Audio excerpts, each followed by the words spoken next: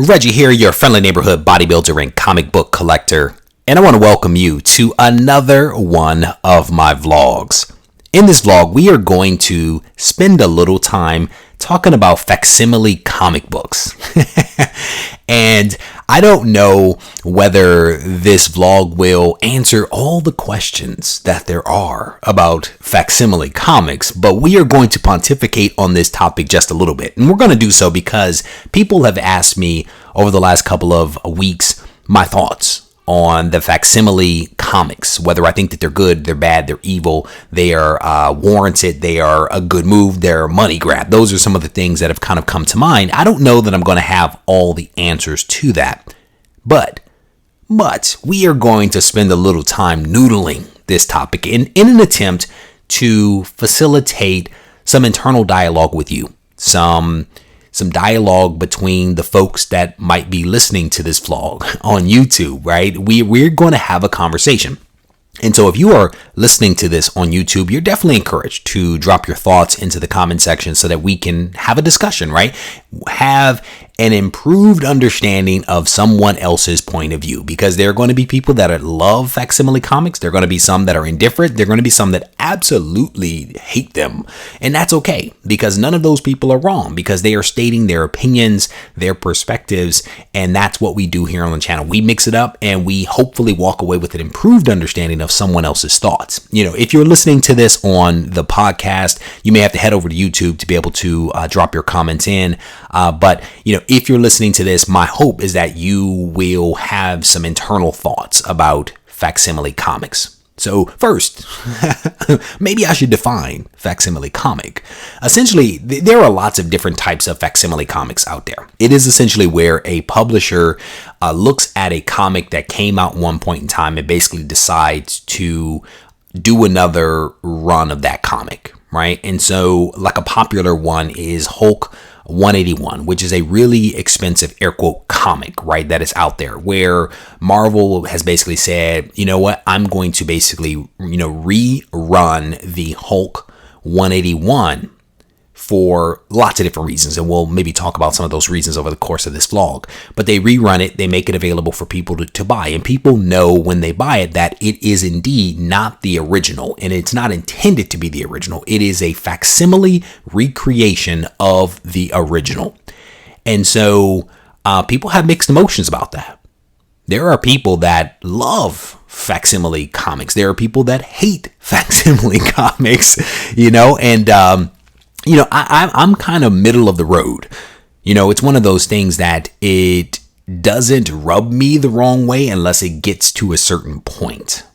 And what I mean by that is I like on the surface the idea of a facsimile cover, especially if you're talking about comics that are really expensive, right? A Hulk 181 can run you in a decent grade a few $1,000s. And there are a lot of people out there that can't or won't buy a comic for that much. I talk to people where they're like, yeah, the most I've ever spent on a comic was like $200, and I felt that was way too much. I respect that point of view.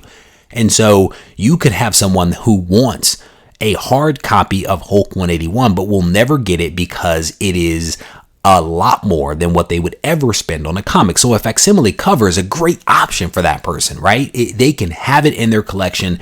They can look at it. And if it's the facsimile cover that has all the old ads in it, even better, because it is essentially a duplication of that original. It is like going back in time, only, with nice shiny paper, and it's probably a 9.8 versus a low grade comic. So it's a really nice way to enjoy the hobby for a couple of bucks. If you have someone who is young, who has heard all the excitement about 181 and is like, not even able to really buy inexpensive comic at all because they're, 16, 15, whatever, 20, right? A facsimile cover comic is a great option because they can still be part of the hobby. I dig that. Anything that improves accessibility of comics by people that want to be part of the hobby, I'm on board with. There are facsimile comics out there where they basically are just like recreations of the content pages, but not necessarily the ads. And I get that one, but maybe not as much, right? I like the ones that are exact duplications of the original comic because it is allowing someone to kind of experience that comic like they would have back in the day, or if they were in a position to actually buy the comic. Those that have new ads, it's a little bit of a disconnect, but I can get on board with it. I can get on board with it. You know, there are some people that basically say that facsimile covers or comics in whatever shape or form they exist in actually detract from the value of the original comic. Let that sink in. They are basically saying that a facsimile of Hulk 181 detracts from the value of the real Hulk 181. And I don't know how you feel about that, but I don't necessarily see that argument. I struggle with it just a little bit. You know, it's almost like saying, like, I like cars, right? There are certain cars I like. It's like saying a lower model of a car detracts from the higher end car. I don't get that. Right. So if you like BMWs, for example, it's like saying a 1 Series BMW detracts from the value of a 7 Series. That it doesn't compute. Right? The 1 Series allows for someone to have a BMW because they probably want a BMW. They probably even want the 7 Series or a nice BMW, but they can't afford it, so they get the 1 Series. And it's still a nice car with wheels that gets them from point A to point B. And if anything, it actually fuels that person's desire to work harder, to earn more money in order to get the 3 Series or the 5 Series or the 7 Series, right? It is motivation. And to some degree or another, facsimile covers kind of sort of serve that same purpose, right? Because if I am working on a run of like Hulk, and I'm a big Hulk fan, or I'm working on a run of Amazing Spider-Man, and I can get a facsimile cover of Amazing Spider-Man, 252, cool. I have 251 and I have 253. But I can't afford 252. So if I get a facsimile, at least I can have that in the run, right? And now as I continue my run, I'm like, man, I need to actually now save up and get the real deal. I could see that argument. I struggle with the idea of a facsimile actually detracting from the value of the actual original comic. And maybe someone that's listening to this can actually help me with that argument, but I don't necessarily get it. And if there is something to get, I want to understand it, right? In the spirit of improving one's understanding of others' points of view, if someone has this point of view, share it with me, because I am interested in learning about why you feel that happens. And for me, it's also tell me why you feel that way, and then if you have data, show me the data that also illustrates that point, because I do like data. I don't mind the anecdotal, but I also like some hardcore data behind it to kind of support an argument, So again, I to some degree or another like the facsimile covers, because I think that they serve a much needed purpose, especially when you think about the values of the comics these days. Comics are expensive. And especially if you're talking like keys and you're talking really nice copies of those keys, they are expensive. So if a facsimile cover allows someone to have access to a comic that they otherwise would not be able to get, I am on board for that. Now, here's where I draw the line. I have seen facsimile covers actually sell for nice money, $50, $60. I struggle with that. Yeah, it might be a 9.8 or a 9.9, but it is still a facsimile cover. I struggle with seeing facsimile covers that have been graded and are selling for real money. I struggle with that because I don't know what the value is. If you have Amazing Spider-Man 300, right? Or no, let's Iron Man 1, right? Iron Man 1. If you have an original copy of that book is a couple of bucks. It's a nice book. It's an interesting cover, right? And if you have a facsimile of that, I don't necessarily see how that facsimile of Iron Man 1 is worth money versus the real Iron Man 1. I struggle with that. Yes, it is a 9.8 or a 9.9. Yes, it is graded, but it still has, in my mind, no intrinsic value. the same way that an original Iron Man 1 actually has some intrinsic value in it. And again, this is my perspective. These are my thoughts. If you have a different viewpoint, share it so that we can, again, learn from you. But I don't necessarily see the appeal of getting a facsimile comic graded. I don't know. I that's part of where I draw the line. Now, there are people out there that will say they don't like facsimile comics, yes, because they feel that it degrades the value of the original book. That's some group, some people. There are other people that basically say this is a money grab. That facsimile comics are a money grab. And they would be right, I think. At the end of the day, I think that a company does its market research. They listen to, if they're a good company, the wants, needs, and desires of their customers, and then they turn around and they give that customer what the customer wants.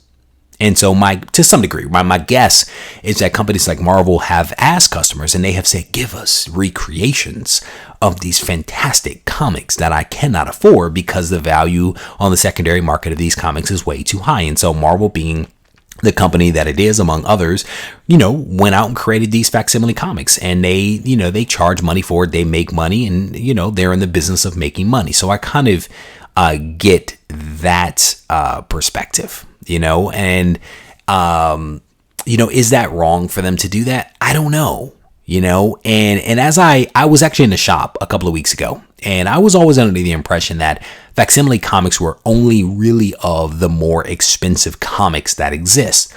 And that's why, again, I'm kind of on board. Okay, Hulk 1, expensive. Facsimile cover, boom, cheap. $1, $2, cool, I get that. But I was in a comic shop, and I walked past, I can't even remember where I was, to be honest with you, because I was traveling. But I was in a comic shop, and I walked past one of those racks. And on this rack, I think it said Facsimile Comics. And I was like, oh, okay, they have a couple. As I looked on the rack and then proceeded to spin the rack, I noticed that it was not expensive comics like Fantastic Four 48, 49, and 50, and Hulk 1, and Spider-Man 1, and Amazing Fantasy 15. It wasn't those books. It was stuff like Web of Spider-Man. I mean, and Web of Spider-Man isn't like a crazy expensive book, even if you're talking about the number one. It was Wolverine 1 and Wolverine 8. I mean, it was not necessarily expensive books that they had created facsimiles of. And I kind of, again, struggled with that. I don't understand the rationale for producing so many facsimile covers of comics that are not expensive. And maybe that's why people say it's a little bit of a money grab, right? Because if you're talking about Fantastic Four 1, that's an expensive book. X-Men 1, that's an expensive book, right? But if you're talking about, let's just make it up, Fantastic Four, 488, that's not an expensive book. So why are you making a facsimile comic of that particular book? It's not special. It's not a key. And again, I don't know. 488 might be the bomb book. Who knows? I'm making this stuff up, right? So I think on the surface that facsimile comics are cool, but I have lines of demarcation that I am drawing with my endorsement of facsimile comics. But I'm curious what you guys think about these. Have you bought them? If so, do you like them? Have you had them graded? If you haven't bought them, would you buy them? And if so, what type? And if not, why not? Like, I want to dig into this. I want to have the conversation with you guys to better understand your thoughts around these facsimile comics. Because again, it's all about trying to improve one's understanding of another person's point of view. And that's what the channel and also these vlogs and, these podcasts are all about. If you guys need to reach out to me, feel free to do so at Regie Collects on Instagram and regiecollects@gmail.com. If you haven't yet subscribed to this podcast or to this channel, I definitely want to encourage you to do so that you can stay abreast of all the content that I release on a weekly basis. Take care.